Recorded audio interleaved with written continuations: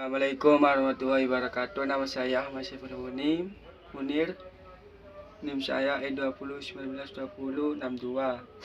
Saya akan menerangkan ekonomi dua sektor. Perekonomian dua sektor adalah perekonomian yang terdiri dari sektor rumah tangga dan perusahaan. Merupakan bentuk yang paling sederhana dari analisis makroekonomi mengenai penentuan tingkat kegiatan ekonomi suatu negara. Aliran pendapatan dalam perekonomian dua sektor. 1. Sektor perusahaan menggunakan faktor-faktor produksi yang memiliki rumah tangga. 2. Sebagian besar pendapatan yang diterima rumah tangga akan digunakan untuk konsumsi, yaitu memberi barang dan jasa yang dihasilkan oleh sektor perusahaan.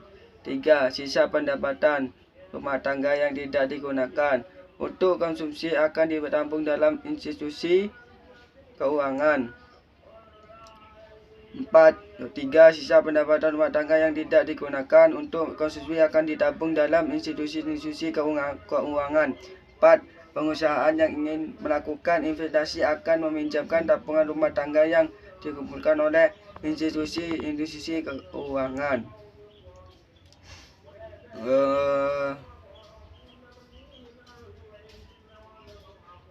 Hubungan antara konsumsi dan pendapatan.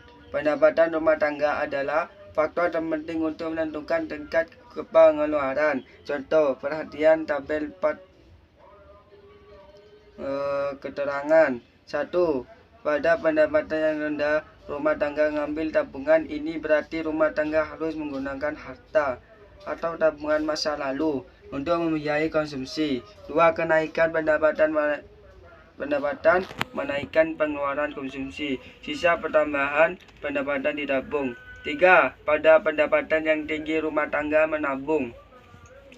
Kecenderungan mengkonsumsi marginal (MBC) merupakan perbandingan di antara pertambahan konsumsi (AC) yang dilakukan dengan pertambahan disposable income (AYD) yang diperoleh.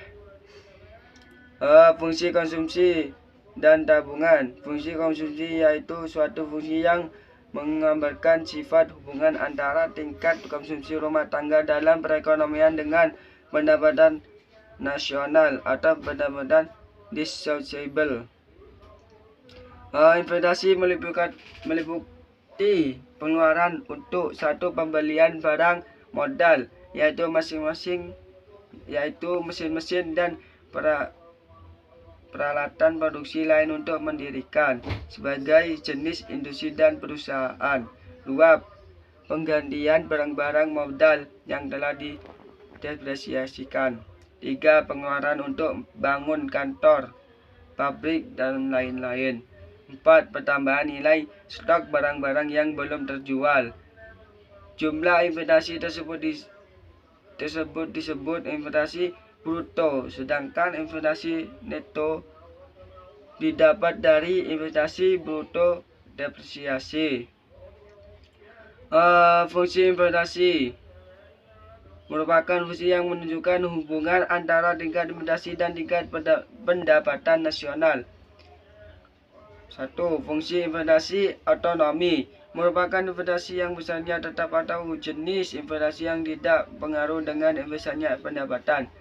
2. Investasi terpengaruh merupakan investasi yang besarnya dipengaruhi oleh besarnya pendapatan nasionalnya. Semakin tinggi pendapatan nasionalnya, semakin tinggi investasinya. Faktor penentuan investasi. 1. Tingkat keuntungan yang diramalkan akan diperoleh. 2. Suku bunga.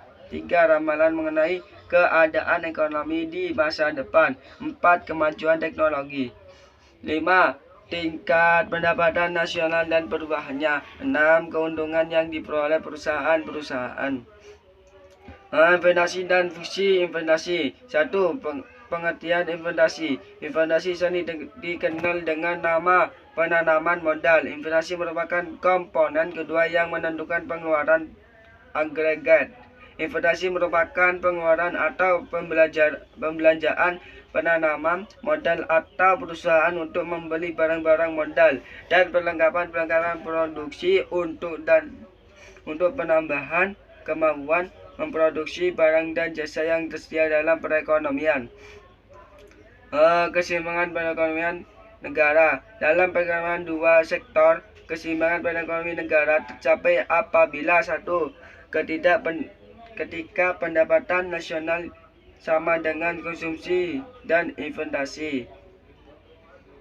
2. Investasi sama dengan tabungan. Contoh, kecondongan menabung